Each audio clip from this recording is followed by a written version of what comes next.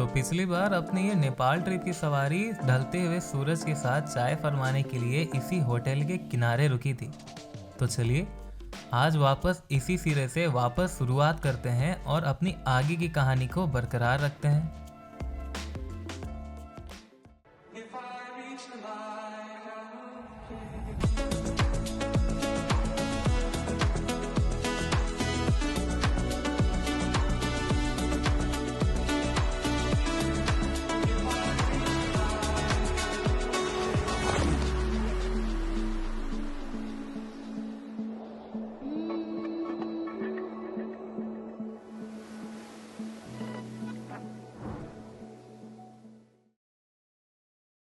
पोखरा enter करने के पहले ना एक ब्रिज आता है। जैसे ही हम लोग वहाँ पहुँचे तो काफ़ी ज़्यादा भीड़ थी। लोकल से हम लोगों ने जब पूछा तब उन्होंने बताया कि शायद ब्रिज के नीचे जो पानी बह रहा है उसमें कोई बह गया है। ओ हाँ, कोई बहा है शायद, कोई बहाया गया है नीचे शायद, कुछ तो हुआ है।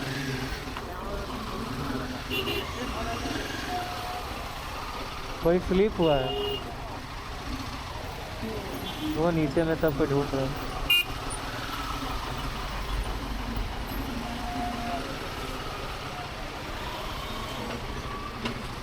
अरे यार, अब उस वक्त मन इतना भारी सा हो गया था कि हम लोग बस सोच रहे थे कि भाई एंट्री के दौरान ही ऐसा हाल है तो आगे पता नहीं क्या होगा। बट मन उस टाइम हम लोग सबका भारी हो चुका था और फिर हम लोग पहुंचते हैं पोखरा। तो गाइस हम लोग फाइनली पहुंच चुके हैं अपने पोखरा का जो अपना होटल है। और ये इसका मेन फ्रंट पे प्रीफेस है और इसका नाम है olive tree restaurant. And the thing is कि जस्ट इसके पीछे में ही लेक है और उसी लेक में जो है क्रिसमस सेलिब्रेशन होना है। आज ऐसे 24 है और आज रात से ही सेलिब्रेशन स्टार्ट हो जाएगा। मे भी शायद हो चुका होगा। और अभी 7:30 बज रहे हैं रात के। तो हम लोग अभी एक काम करेंगे, सबसे पहले जल्दी जल्दी अपना सामान रूम पे रखेंगे और उसके बाद हम लोग चलेंगे लेक साइड की ओर।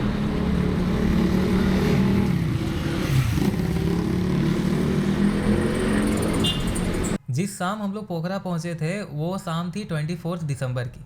मतलब वो रात होने वाली थी क्रिसमस ईव की। और हमारा जो रूम था वो रूम दरअसल लेक के बगल में ही था। अब लेक का मैं जिक्र इसलिए कर रहा हूँ क्योंकि पोखरा में जो लेक है ना वो बहुत ज़्यादा फेमस है, क्योंकि 25 दिसंबर यानी कि क्रिसमस की जो पार्टी होती है वो लेक के साइड में ही होती है पार्टी। और कई सारे सिंगर्स आते हैं एंड जो लोकल्स वहाँ पे रहते हैं वो, एंड खाना पीना फंक्शंस पार्टी वगैरह बहुत सारा चीज़ वहाँ पर होता है। तो ये लेक जो है ना वो काफ़ी ज़्यादा फेमस है। सो फिलहाल हम लोग पोखरा में हैं और जैसा कि आप देख सकते हो अभी फ़िलहाल मैं अंदर का डायरेक्ट ही मैं अंदर ही शूट कर रहा हूँ, उसके लिए माफ़ी चाहूँगा। ये रूम जो है ये इसमें एक्चुअली 4 बेड है और कुछ इस तरह से तैयार होने का कारण ये है कि हम लोग फ़िलहाल जा रहे हैं पोखरा को एक्सप्लोर करने के लिए, यहाँ का जो नाइट मार्केट वो कैसा होता है। और अभी हालांकि आज 24 दिसंबर है और हम लोगों के हॉस्टल के ही जस्ट पीछे में लेक है जो काफ़ी फेमस एरिया है। उसके साइड में ही जितना भी प्रोग्राम और फंक्शन होता है वो वहाँ पर ही उसको किया जाता है, ऑर्गेनाइज किया जाता है। राजेश भाई उधर है, खैर नहीं, बस चलो नीचे मिलते हैं।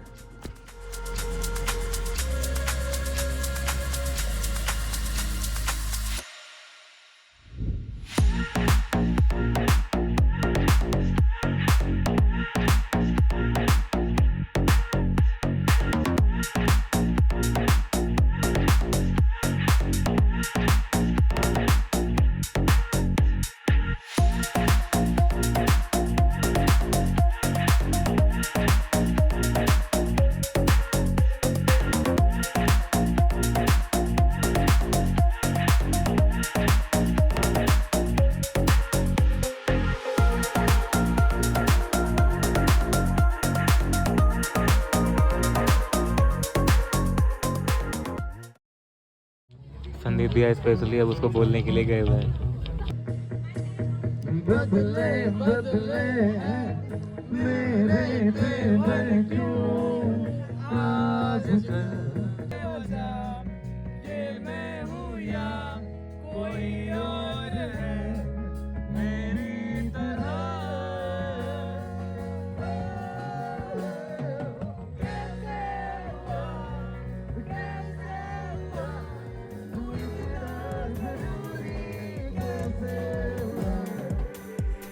क्रिसमस ईव के बाद ये रात धीरे धीरे बीतने लगती है और फिर हो जाती है एक नई सुबह।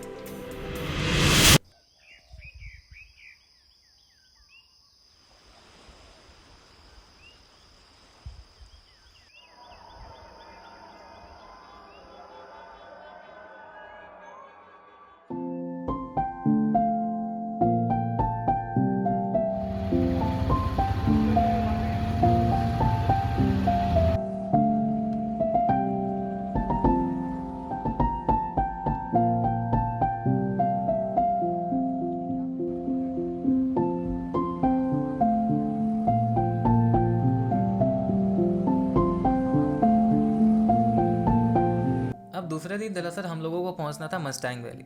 अब मस्टैंग वैली है क्या, पहले ये बात कर लेते हैं। तो मस्टैंग वैली एक्चुअली एक डिस्ट्रिक्ट है जिसके अंदर कई सारे रीजन्स आते हैं और कई लोगों को ये बात नहीं पता कि एक डिस्ट्रिक्ट है जिसका नाम मस्टैंग है। बट हाँ, मस्टैंग वैली है, ये राइडर्स और बाइकर्स के बीच में बहुत ज़्यादा प्रसिद्ध है। तो जब आप नेपाल इंटर करते हो तभी आपको एक परमिट बनवाना पड़ता है जिसे भंसार कहते हैं। वो इस चीज़ का रहता है कि आप नेपाल में आपको एंट्री मिले।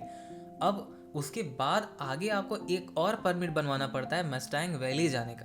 तो पहले हम लोग वो परमिट बनवाते हैं। तो ये देखो, ये हम लोग चारों का यहाँ पे परमिट है, ये सबका बन चुका है। अभी जस्ट लाइव फ़ोटो लेकर के ये परमिट को हम लोगों ने अभी बनवाया और अभी दोपहर के अब 2 बजने ही वाले हैं और फिलहाल यहाँ से हम लोगों को 180 किलोमीटर अभी हम लोगों को यहाँ से कवर करना है। So guys, now we are good to go. हम लोगों को अपना परमिट मिल चुका है और बस बाइक अपना सेंटर स्टैंड से हटाना है और यहाँ से पहले जा कर के हम लोग फ्यूल अप करवा लेंगे।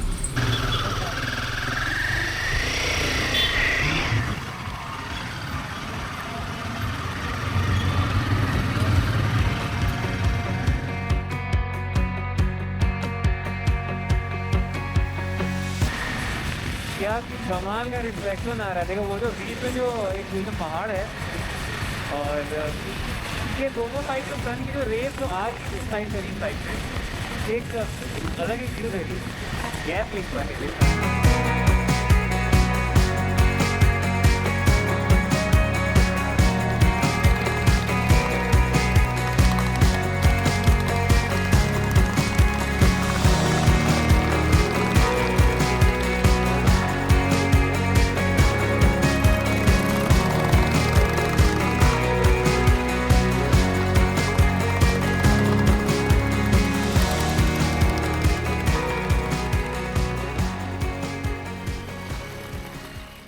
अब जैसे जैसे हम लोग आगे बढ़ते जा रहे थे वैसे वैसे एलिवेशन बढ़ता चला जा रहा था। एयर प्रेशर जो है, हवा का दबाव जो है वो काफ़ी कम हो रहा था। और वहाँ पर जब हम लोग बाइक चलाते जा रहे थे तो कुछ दूर के बाद क्या हुआ था कि जब तेज़ हम लोग जब सांस लेते थे तो चेस्ट पे हल्का सा पेन होता था। वो इसलिए क्योंकि हम लोग जहाँ थे वहाँ एयर प्रेशर नॉर्मल था, बट जहाँ हम लोग पहुँचे थे वहाँ जो एयर प्रेशर है वो काफ़ी लो हो चुका था। जब हम लोग बाइक से उतरे, हम लोगों ने जब सांस भरी तो पता चला कि हम लोग का चेस्ट पेन कर रहा था।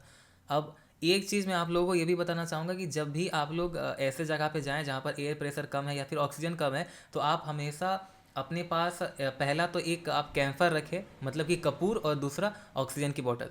हालांकि आगे बहुत सी चीज़ें आएंगी जिससे आपको पता चलेगा कि मैं ऐसा क्यों कह रहा हूँ, बट फ़िलहाल ये हुआ था कि एक्सपीरियंस बाइकर्स और राइडर्स ने मुझे बताया था कि ऐसे रीजन पर जब भी जाओगे तो हमेशा कपूर यानी कि कैंफर अपने साथ रखना। तो मैं ले करके गया था और वहाँ पर इसकी ज़रूरत पड़ती है राजेश भाई को। हालांकि मैं निकाल कर थोड़ा सा ब्रीथ करने लगता हूँ तो थोड़ा सा जो पेन होता है चेस्ट पे वो कम हो जाता है, क्योंकि बॉडी अडेप्ट कर जाती है उस माहौल पे। उसके बाद एक हम लोग कपूर निकाल के राजेश भाई के हेलमेट में खोस देते हैं। ऐसा नहीं कह रहा कि वो कमज़ोर है, बट मतलब मैं नहीं चाहता था कि भाई फर्स्ट टाइम कोई इंसान अगर ट्रिप पे आया है तो उसके साथ कुछ भी मतलब अनएक्सपेक्टेड चीज़ हो जाए। तो मैं क्या करता हूँ, बस कैंफर निकालता हूँ और उसके हेलमेट में कह देता हूँ भाई इसे पहले तुम लगा लो फिर हम लोग आगे चलेंगे, क्योंकि अगर हल्की सी भी अगर कुछ इधर उधर हुई ना तो फिर मज़ा ख़राब हो जाएगा। और मैं नहीं चाहता था कि फ़र्स्ट टाइम इसका मतलब बैंड बजे।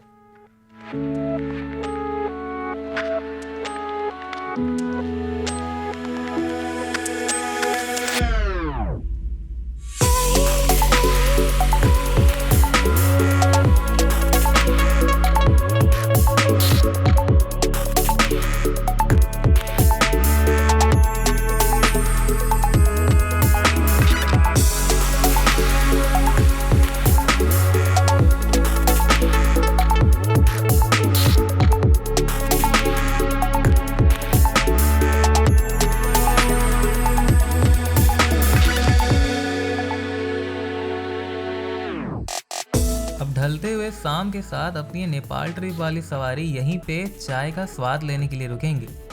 अब क्यों ना हमारे साथ साथ आप भी अपने हाथ के बने हुए चाय का जायका ले लें। हाँ, अब कल वापस फिर से इसी सिरे से शुरू करेंगे।